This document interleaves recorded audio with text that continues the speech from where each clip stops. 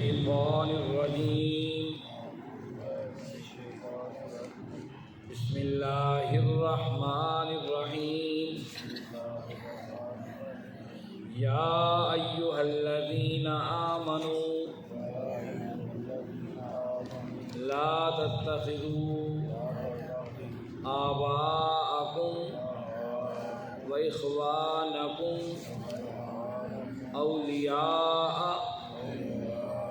إن استحبوا الكفر على الإيمان ومن يتولهم منكم فأولئك هم الظالمون قل إن كان آباؤكم وأبناؤكم وإخوانكم وأزواجكم وعشيرتكم وأموال اقترفتموها وتجارة تخشون كسادها ومساكن ترضونها أحب إليكم من الله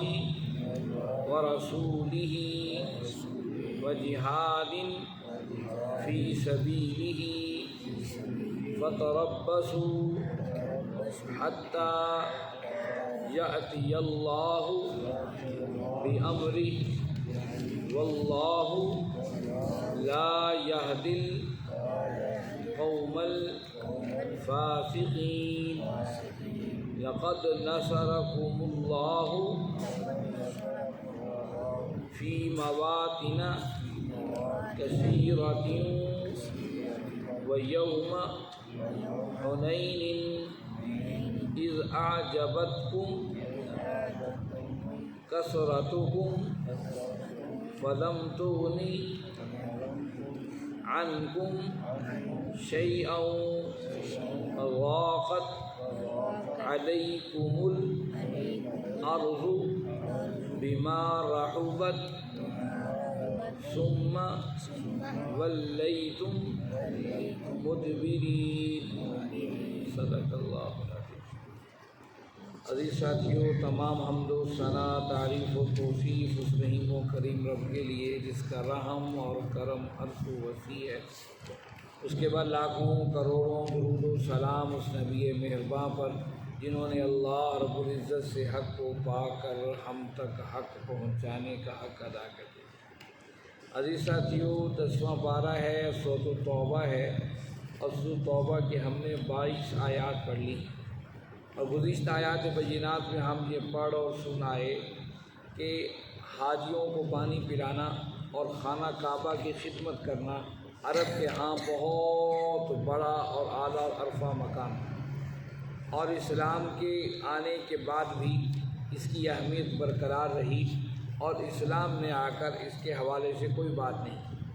اس لیے جو اسلام قبول کر رہے تھے وہ بھی صحابہ یہی سمجھ رہے تھے کہ حاجیوں کو پانی پلانا اور خانہ کعبہ کی خدمت کرنا یہ بہت فضیلت والا کام ہے، اور پھر یہاں تک کہ صحابہ آپس کے اندر اس پر بحث کر رہے تھے۔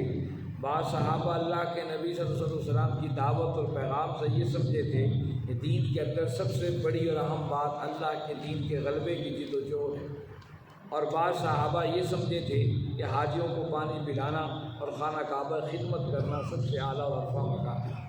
یہ صحابہ آپس میں بحث کر رہے تھے، یہاں تک کہ اللہ کے نبی صلی اللہ علیہ وسلم تشریف لائے، اور یہ مقدمہ اللہ کے نبی صلی اللہ علیہ وسلم کے سامنے رکھ دیا گیا۔ آقا کریم صلی اللہ علیہ وسلم نے ارشاد فرمایا کہ سنو، اللہ رب العزت یہ بات فرما رہے ہیں، اجعلتم سقایۃ الحاج وعمارۃ المسجد الحرام، کیا تم نے حاجیوں کو پانی پلانا اور مسجد حرام کی خدمت کرنا ان لوگوں کے برابر سمجھ لیا ہے جو ایمان لائے اللہ پر اور آخرت پر اور اس کے دین کے غلبے کے جد و جہد کی؟ کبھی نہیں ہو سکتا کہ دونوں برابر ہوں۔ خانہ کعبہ کی تولیت بڑا درجہ رکھتی ہے اور حاجیوں کو پانی پلانا بہت بڑا مقام رکھتی ہے۔ اسی وجہ سے آج سعودی عرب کی حکومت کو خادمین حریمین شریفین کہا جاتا ہے۔ خادم حریمین شریفین ایک معزز اور شرف والا لفظ ہے، لیکن اس کے مقابلے کے اندر اللہ کے دین کے غلبے کی جد و جہد کو سب سے اعلیٰ اور عرفہ مقام اللہ کے نبی صلی اللہ علیہ وسلم نے بتایا۔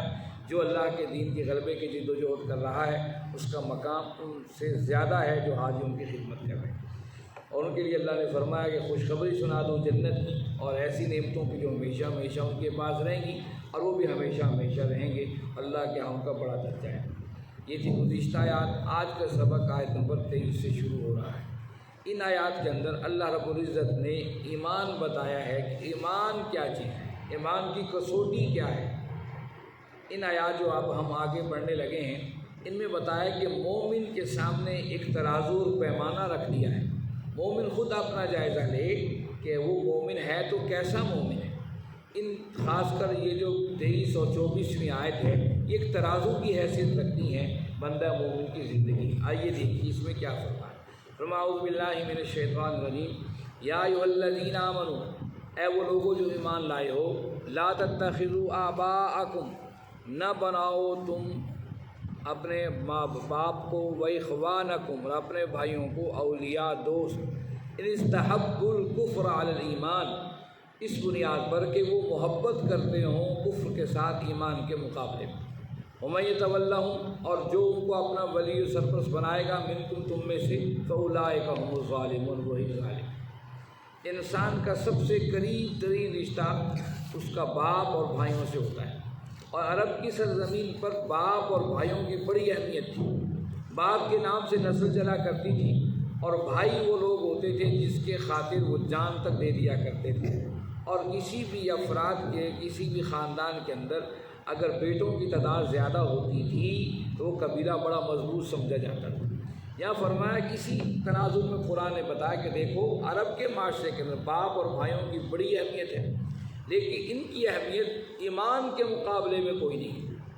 اگر سگا باپ بھی اور سگے بھائی بھی ایمان کے مقابلے میں کفر یا زندگی سے محبت کرتے ہوں، کافرانہ طرز زندگی کو اپنانے کی کوشش کر رہے ہوں اور کافرانہ زندگی کو وہ پسند کرتے ہوں، ان سے تمہاری دوستی تک، تمہارا تعلق تک نہیں ہونا چاہیے۔ گویا کہ اسلام ایک حد فاصل دے رہا ہے کہ اسلام کو ایک اپنا معاشرہ ہے، ایک اپنی تہذیب اور ایک اپنا تمدن ہے، اس لیے اس کے اندر کسی کی ایسی گنجائش نہیں جو کفر کے ساتھ محبت کرتا ہو۔ اگر سگا باپ بھی ہو اور سگے بھائی بھی ہوں، ان کو بھی ہم ایمان کے مقابلے کے اندر کوئی حیثیت نہیں دیں گے۔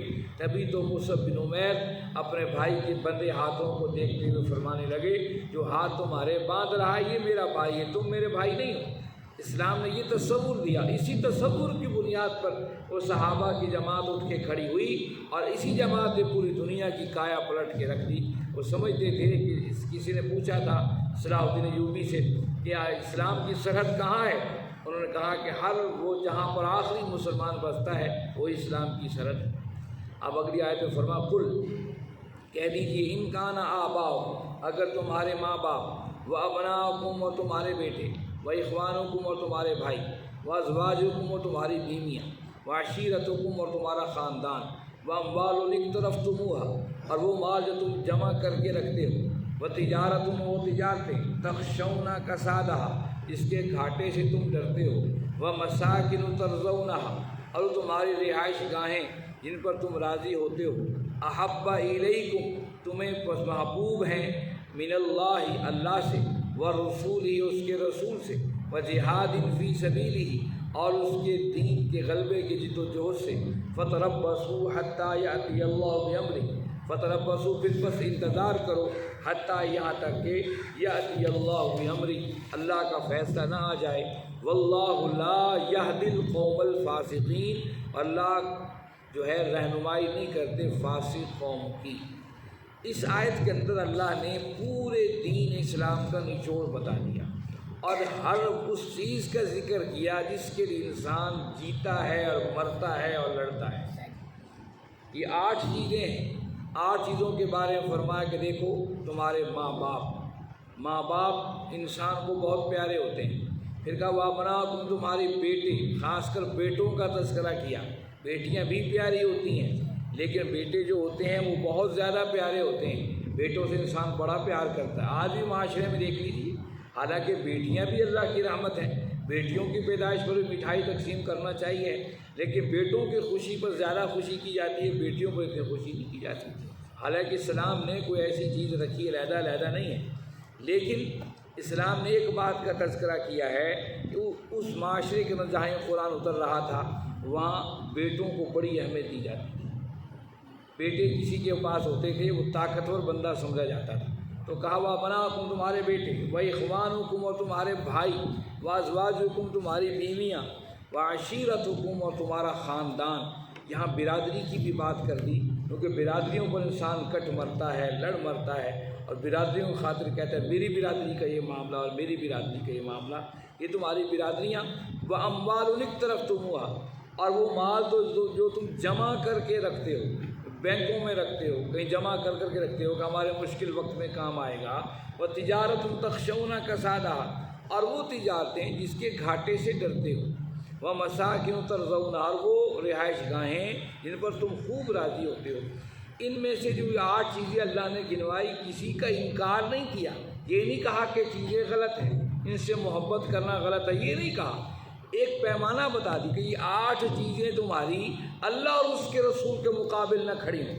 تمہارے ماں باپ اللہ اور اس کے رسول کے مقابل نہ کھڑے ہوں، تمہارے بھائی، تمہاری اولاد اللہ اور اس کے رسول کے مقابل نہ کھڑی ہو، تمہاری بیویاں اللہ اور اس کے رسول صلی اللہ علیہ وسلم کے مقابل نہ کھڑے ہوں، تمہارے خاندان اور تمہارا مال جو جمع کر کے رکھتے ہو، اسے معیوب نہیں کہا ہے، لیکن یہ کہا کہ چیزیں اللہ اور اس کے رسول کے مقابلے میں نہ آئیں، اور تجارتیں جس کے گھاٹے سے ڈرتے ہو، یہ اللہ اور اس کے رسول صلی اللہ علیہ وسلم کے مقابل آ کر کھڑی نہ ہو۔ اور ہم کہتے ہیں کیسے مقابل آ کر کھڑی ہوں؟ آپ زندگی میں دیکھ لیجیے، ماں باپ یہ حکم دیتے ہیں، اولاد بھاگ پڑتی ہے، کبھی اولاد دیکھا ہی اللہ اور اس کے رسول کا حکم کیا ہے؟ اللہ اور اس کے رسول کے حکم کے مقابل ماں باپ کی بات کو بھی ٹھکرا دینا یہ جائز ہے، یہ جائز ہے اللہ اور اس کے رسول صلی اللہ علیہ وسلم کے حکم پر۔ اس لیے کہا قرآن نے اگر تمہارے باپ بھی، ماں باپ بھی شرک کی تمہیں کہیں کہ شرک کرو، ماں باپ کی بات کو چھوڑ دو، لیکن ان کا ادب اور احترام اپنی جگہ رکھو۔ یہ نہیں کہ باپ مشرک ہے، ماں مشرک ہے تو اس کو کہو کہ نہیں جی اس کو گھر کے اندر ذلیل کرتے رہو، قطعاً ایسا نہیں۔ ان کا ادب اور احترام اپنی جگہ پر بہت اہمیت کا حامل۔ مولانا احمد علی لاہوری رحمۃ اللہ علیہ، مولانا محمد احمد لاہوری رحمۃ اللہ علیہ، جن کا نام پوری دنیا کے اندر گونج رہا ہے، مولانا احمد علی لاہوری رحمۃ اللہ علیہ، جن کا مزار، جن کی جو ہے قبر یہاں لاہور کے اندر ہے، جن کی پوری دنیا عزت و احترام کرتی ہے۔ دارالعلوم دیوبند سے انہوں نے پڑھا اور پھر وہاں پڑھاتے رہے ساری زندگی، اور کمال دیکھیے یہ سکھ کے بیٹے تھے، سکھ کے بیٹے تھے، لیکن ایک دفعہ پڑھا رہے تھے اور سینکڑوں طلباء ان کے سامنے بیٹھ کر پڑھ رہے تھے دارالعلوم دیوبند کے اندر۔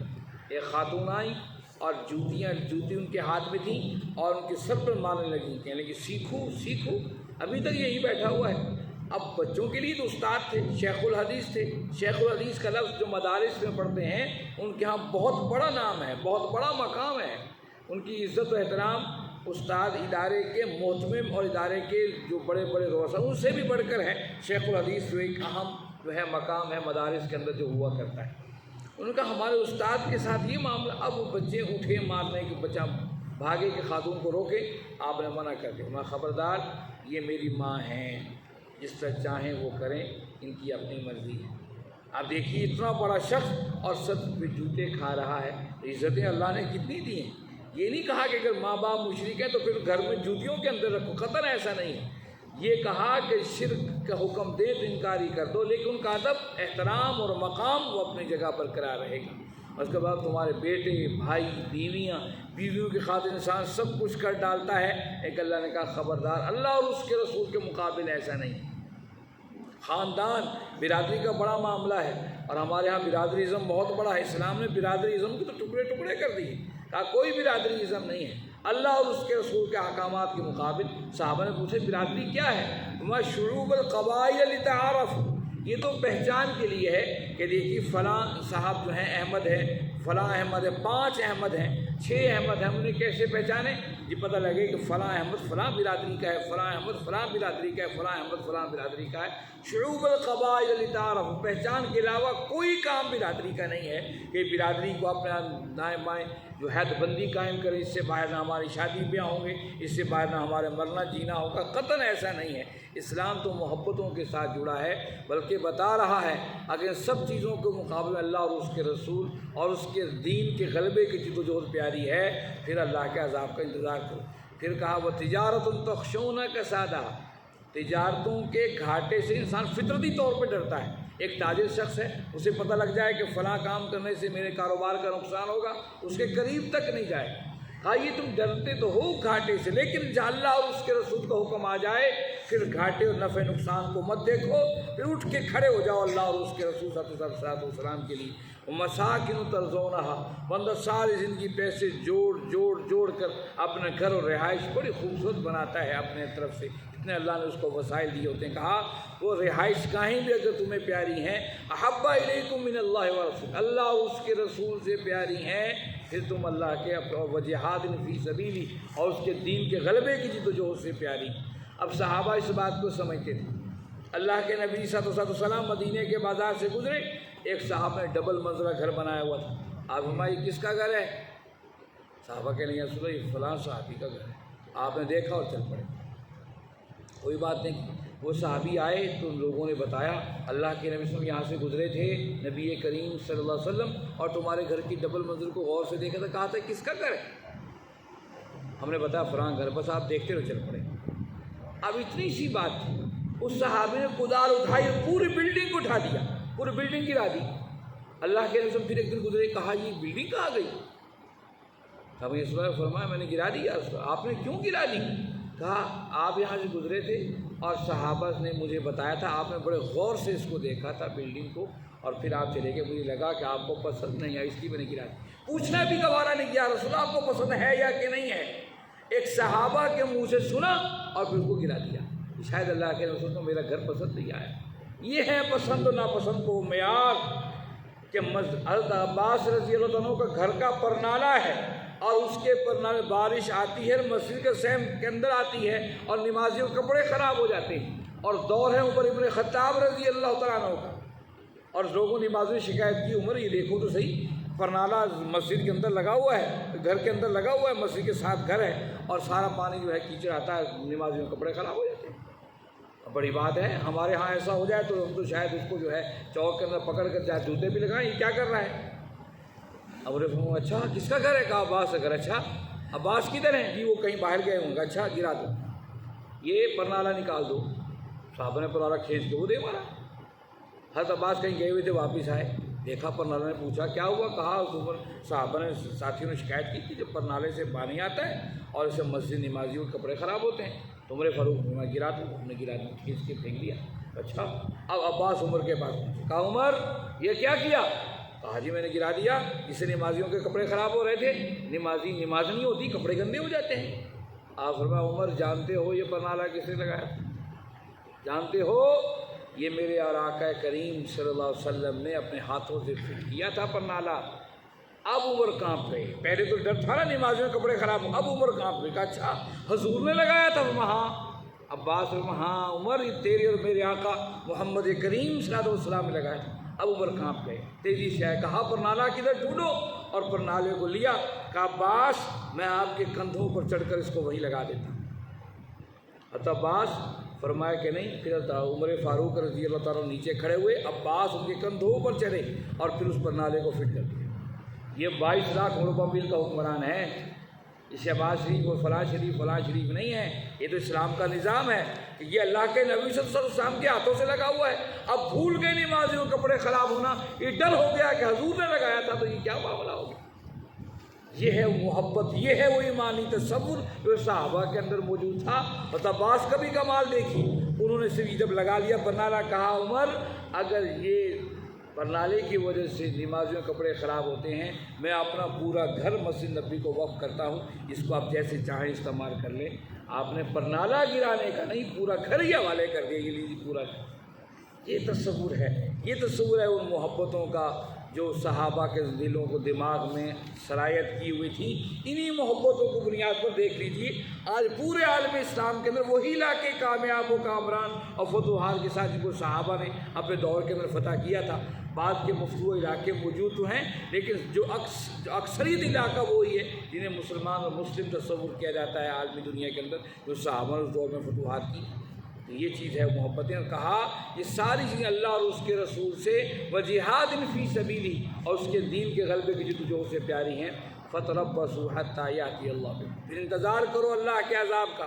یہ بیماریاں آ رہی ہیں، یہ کبھی یہ آ رہا ہے، کبھی وہ آ رہا ہے، کبھی بجلی کا بحران ہے، کبھی پانی کا بحران ہے، کبھی یہ اور وہ، یہ ساری چیزیں یہ اللہ کے عذاب کی شکلیں تو ہیں۔ اللہ نے کہا پھر اللہ کے عذاب کا انتظار کرو، کب اللہ کا عذاب آ جائے۔ واللہ لا یہدی القوم الفاسقین، اس آیت میں اللہ نے اسے فاسق کہا ہے، جو اپنے گھر کو، اپنے بیوی بچوں کو، اولاد کو اور اپنے تجارت اور کاروبار کے معاملے کو اللہ اور اس کے رسول کے مقابل رکھتا ہے۔ قرآن اسے مومن ہی نہیں کہا قوم الفاسقین۔ اللہ ایسے فاسق لوگوں کو ہدایت دیتے ہی نہیں، رہنمائی کرتے ہی نہیں ہیں۔